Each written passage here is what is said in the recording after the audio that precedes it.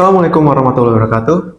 Perkenalkan, nama saya Muhammad Evarizkian dari Fakultas Syariah dan Hukum Pidana Islam, kelas A, semester 4 atau angkatan 24. Oke, pada video ini saya akan membahas tentang etika profesi hukum.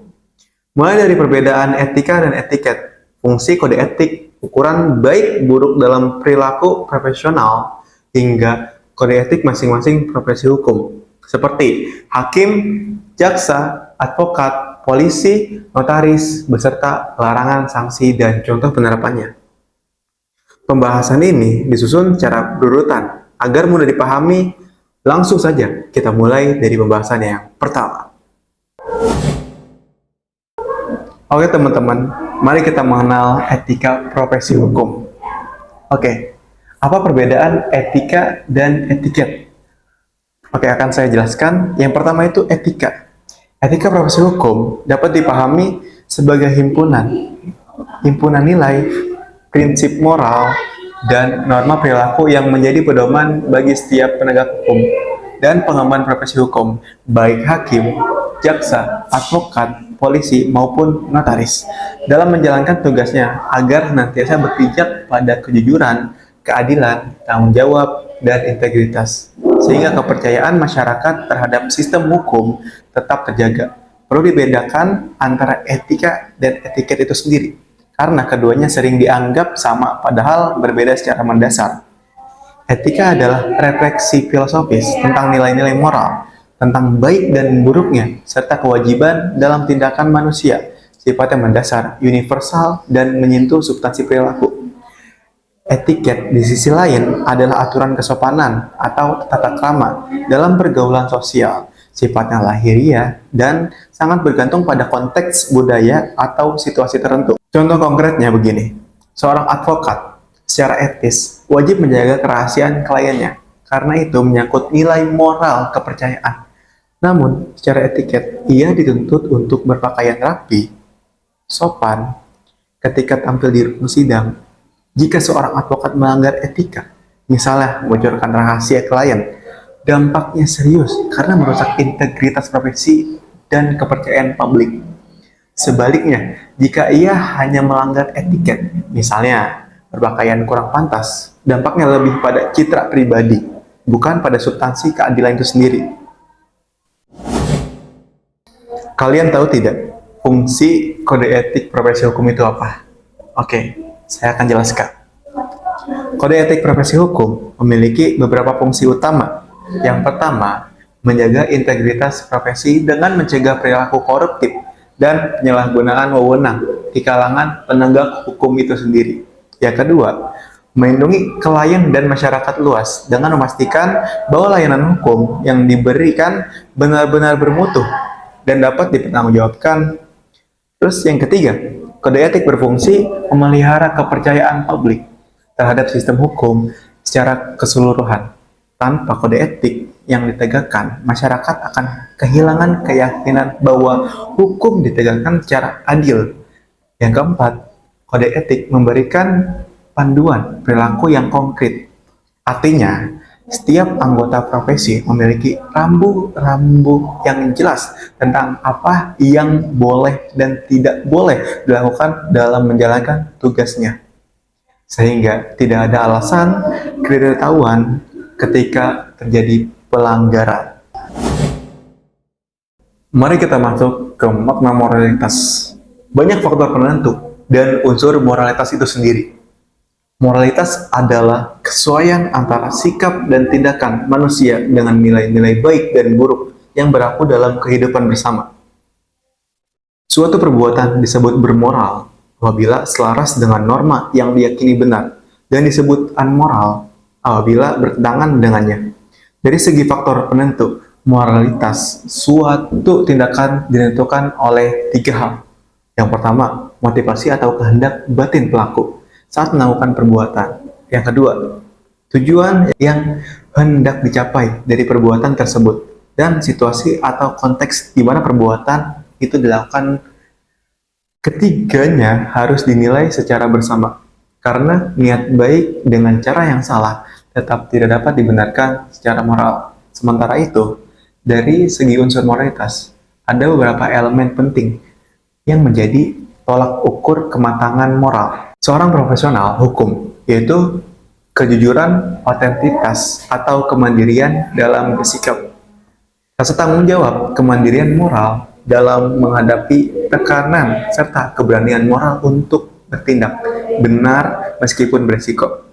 Kelima unsur inilah yang nantinya menjadi dasar penilaian baik buruknya perilaku seorang penegak hukum itu sendiri. Ukuran baik dan buruknya dalam etika profesi hukum dapat dilihat melalui 5 kriteria moral yang tadi sudah disinggung oleh saya pribadi. Yang pertama, tentang kejujuran. Lawannya adalah advokat yang merekayasa kesaksian demi memenangkan suatu perkara. Yang kedua, otentik atau otonomi moral. Lawannya adalah hakim yang memutuskan perkara karena tekanan politik, bukan karena keyakinan hukumnya itu sendiri. Yang ketiga, tanggung jawab. Dicontohkan sebaliknya oleh advokat yang melantarkan kliennya setelah menerima honorium. Yang keempat, kemandirian moral. Misalnya, jaksa yang tetap objektif dan tidak gentar meskipun mendapat tekanan dari atas. Kelima, keberanian moral, yaitu keberanian seorang profesional hukum untuk melaporkan rekan sejawatnya itu sendiri apabila diketahui melakukan pelanggaran etika. Hubungan ukuran baik buruk ini dengan etika sangat erat. Etika memberikan prinsip. Masuk ke penyebab terjadinya pelanggaran kode etik profesi hukum. Pelanggaran kode etik profesi hukum dapat terjadi karena beberapa faktor. Faktor pertama adalah godaan materi atau ekonomi. Misalnya, seorang advokat menerima honorium besar, namun kemudian melantarkan kliennya, atau seorang hakim tergoda menerima gratifikasi. Faktor kedua adalah lemahnya pengawasan internal organisasi profesi, sehingga pelanggaran kecil dibiarkan berulang-ulang tanpa saksi tegas. Faktor ketiga adalah tekanan eksternal, baik dari klien, atasan, maupun kekuatan politik tertentu yang membuat penegak hukum kehilangan kemandirian moralnya. Faktor keempat adalah krisis integritas pribadi, di mana nilai-nilai moral individu memang lemah sejak awal. Penting juga dibedakan bahwa pelanggaran kode etik berbeda dengan pelanggaran hukum positif. Pelanggaran kode etik diadili oleh Dewan Kehormatan Profesi dengan sanksi berupa teguran, skorsing, atau pemberhentian. Sementara pelanggaran hukum positif diadili di pengadilan dengan sanksi pidana atau perdata. Contohnya, advokat yang menerima uang lalu menalarkan klien melanggar kode etik. Namun, jika ia sampai memasukkan dokumen, maka ia juga melanggar hukum pidana secara bersama. Oke, kita masuk ke pembahasan yang menarik, yaitu tentang kode etik profesi hakim, larangan dan sanksi. Kode etik profesi hakim di Indonesia diatur dalam Kode Etik dan Pedoman Perilaku Hakim yang disusun bersama oleh Mahkamah Agung dan Komisi Yudisial. Kode etik ini memuat 10 prinsip dasar, antara lain berperilaku adil, jujur, arif, dan bijaksana, mandiri, berintegritas tinggi, bertanggung jawab, menjunjung tinggi harga diri, berdisiplin tinggi, rendah hati, dan profesional. Beberapa hal yang dilarang bagi seorang hakim antara lain menerima gratifikasi atau suap dalam bentuk apapun, penyalahgunaan wewenang, penyalahgunaan jabatan, berpihak kepada salah satu pihak yang berperkara, serta bertemu secara tertutup dengan pihak yang berperkara tanpa sepengetahuan pihak lain.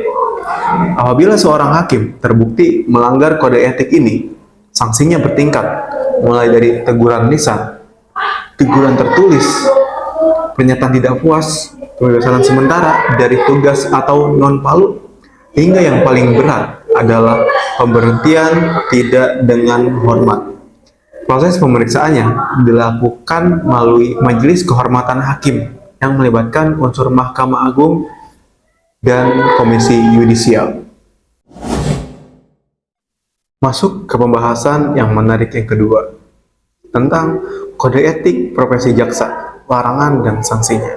Kode etik profesi jaksa berpijak pada nilai luhur, tri, krama, adiyaksa, yaitu satya, adi, dan wicaksana, yang mengandung makna kesetiaan, kesempurnaan tugas, serta kebijaksanaan dalam bertindak.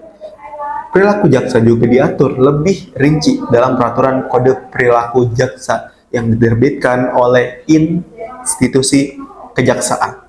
Beberapa hal yang dilarang bagi seorang jaksa antara lain menyalahgunakan wewenang, penuntutan untuk kepentingan pribadi atau golongan, menerima suap atau gratifikasi dari pihak yang berperkara, membocorkan rahasia perkara kepada pihak yang tidak berhak, serta bersikap tidak objektif atau berpihak dalam proses penuntutan. Sanksi atas pelanggaran kode etik jaksa bersifat bertingkat, mulai dari hukuman disiplin ringan seperti teguran, hukuman disiplin sedang, hingga hukuman disiplin berat berupa pemberhentian tidak dengan hormat dari jabatan jaksa. Proses pemeriksaannya dilakukan melalui Majelis Kehormatan Jaksa di lingkungan kejaksaan. Ada pembahasan yang menarik lagi, yaitu kode etik profesi advokat, larangan dan sanksinya. Profesi advokat di Indonesia tunduk pada kode etik advokat Indonesia yang menjadi pedoman perilaku bagi setiap advokat dalam menjalankan tugas profesinya, baik terhadap klien, teman sejawat, maupun terhadap pengadilan. Beberapa hal yang secara tegas dilarang bagi seorang advokat antara lain merekayasa alat bukti atau kesaksian sebagaimana diatur dalam pasal 7 huruf E yang melarang advokat mengajari atau mempengaruhi saksi termasuk saksi dari pihak lawan sekalipun. Selain itu, advokat dilarang berhubungan langsung dengan pihak lawan yang telah diwakili advokat lain tanpa persetujuan, dilarang melantarkan kepentingan klien, dan dilarang memasang iklan yang berlebihan atau menyesatkan. Sanksi atas pelanggaran kode etik advokat bertingkat, mulai dari teguran lisan, teguran tertulis, hingga pemberhentian sementara dari keanggotaan organisasi profesi, hingga pemberhentian tetap sebagai advokat. Proses pemeriksaannya dilakukan oleh Dewan Kehormatan Organisasi Advokat. Kalian tahu tidak, kepolisian juga ada kode etik profesinya juga loh. Oke, saya akan membahas tentang kode etik profesi kepolisian serta larangan dan sanksinya. Kode etik profesi kepolisian diatur dalam Kode Etik Profesi Polri yang mengatur standar moral dan perilaku bagi setiap anggota Polri dalam melaksanakan tugas pengayoman, pelayanan, dan penegakan hukum kepada masyarakat. Beberapa hal yang dilarang bagi anggota kepolisian antara lain menyalahgunakan wewenang, melakukan kekerasan yang berlebihan di luar prosedur, menerima gratifikasi atau suap, serta terlibat dalam praktik premanisme atau menjadi backing bagi kegiatan usaha yang ilegal. Apabila terbukti melanggar kode etik itu sendiri, anggota polisi akan diperiksa dalam sidang Komisi Kode Etik Polri dengan sanksi yang bertingkat, mulai dari teguran tertulis, penundaan mengikuti pendidikan, mutasi bersifat demosi, hingga sanksi paling berat berupa pemberhentian tidak dengan hormat dari dinas kepolisian itu sendiri. Lanjut ke kode etik profesi notaris. Notaris sebagai pejabat umum yang membuat akta otentik juga tunduk pada kode etik notaris yang disusun oleh Organisasi Profesi Ikatan Notaris Indonesia. Kode etik ini mengatur perilaku notaris baik dalam menjalankan jabatan maupun dalam kehidupan bermasyarakat. Beberapa hal yang dilarang bagi seorang notaris antara lain membuat akta di luar wilayah jabatannya tanpa alasan yang sah, melakukan promosi diri secara berlebihan yang menyerupai praktik periklanan komersial, merangkap jabatan lain yang dilarang oleh peraturan, serta bersikap memihak salah satu pihak dalam proses pembuatan akta. Padahal notaris seharusnya netral. Sanksi atas pelanggaran kode etik notaris bertingkat, mulai dari teguran, peringatan, pemberhentian sementara dari keanggotaan organisasi atau skorsing, pemberhentian dengan hormat, hingga pemberhentian tidak dengan hormat atau onzetting. Proses pemeriksaannya dilakukan oleh Dewan Kehormatan Notaris. Mari kita mengenal realisme hukum dan positivisme hukum. Dalam memutuskan perkara, hakim yang beraliran positivisme hukum akan memutuskan semata-mata berdasarkan teks undang-undang secara formal dan tekstual. Baginya, hukum adalah apa yang tertulis dalam peraturan perundang-undangan dan tugas hakim hanyalah menerapkan teks tersebut secara konsisten tanpa banyak mempertimbangkan faktor di luar teks. Sebaliknya, hakim yang beraliran realisme hukum akan menggali fakta-fakta sosial yang berada di luar teks hukum, mempertimbangkan dampak atau akibat dari putusannya terhadap kehidupan nyata, dan memandang hukum sebagai alat yang mencapai keadilan sosial yang konkret, bukan sekedar kepatuhan formal pada teks. Sebagai ilustrasi, dalam kasus perceraian, hakim yang beraliran realisme akan mempertimbangkan kepentingan terbaik bagi anak dan kondisi psikologis keluarga secara menyeluruh, bukan hanya menerapkan pasal perceraian secara kaku. Profesi hukum tidak dapat disebut sebagai profesi yang bebas nilai, karena setiap keputusan hukum yang diambil selalu berdampak langsung pada kehidupan manusia dan masyarakat luas. Hakim, jaksa, dan advokat tidak bisa bertindak layaknya mesin yang sekedar menerapkan aturan secara kaku dan mekanis. Mereka justru dituntut untuk menggali nilai-nilai keadilan yang hidup dan berkembang di tengah masyarakat, atau yang dikenal dengan istilah living law. Sebagai contoh, dalam sengketa tanah adat, seorang hakim harus benar-benar memahami nilai-nilai budaya dan sejarah masyarakat setempat agar putusannya tidak hanya benar secara formal, tetapi juga adil dan diterima secara sosial. Karena itulah, profesi hukum harus senantiasa terintegritas dengan nilai-nilai yang hidup di masyarakat, bukan berdiri terpisah darinya. Masuk ke pembahasan tentang kewajiban advokat terhadap klien dan sanksi penelantaran klien. Dalam Undang-Undang Nomor 18 Tahun 2003 tentang advokat, khususnya Pasal 6 huruf A, menegaskan bahwa advokat dapat dikenai tindakan apabila mengabaikan atau menelantarkan kepentingan kliennya. Ketentuan ini menegaskan bahwa begitu seorang advokat menerima kuasa dari klien, ia memiliki kewajiban hukum sekaligus kewajiban etis untuk menangani perkara tersebut dengan sungguh-sungguh, penuh itikat baik dan profesional, mulai dari memberikan nasihat hukum, menyusun dokumen, hingga mendampingi klien di persidangan nanti. Apabila advokat terbukti melantarkan kliennya, misalnya sudah menerima honorium namun tidak pernah mengurus perkaranya, maka ia dapat dikenai sanksi berjenjang oleh organisasi advokat, mulai dari teguran lisan, teguran tertulis, pemberhentian sementara dari profesi, hingga pemberhentian tetap. Selain sanksi etik, klien yang dirugikan juga berpotensi mengajukan gugatan perdata untuk menuntut ganti rugi atas kelalaian tersebut.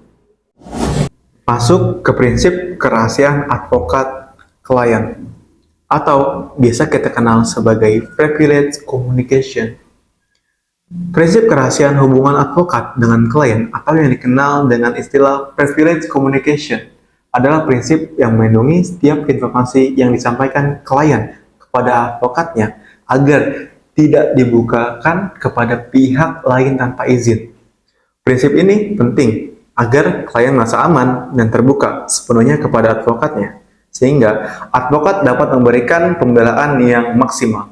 Namun demikian, prinsip kerahasiaan ini bukan tanpa batas. Ada beberapa kondisi pengecualian, di mana advokat diperbolehkan bahkan wajib membuka informasi tersebut.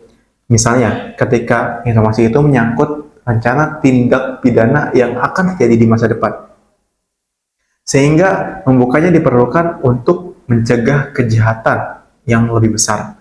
Pengecualian lain adalah adanya perintah pengadilan yang sah, adanya persetujuan eksplisit dari klien sendiri untuk membuka informasi tersebut, atau ketika advokat perlu membela dirinya dari tuduhan yang dilayangkan oleh kliennya sendiri.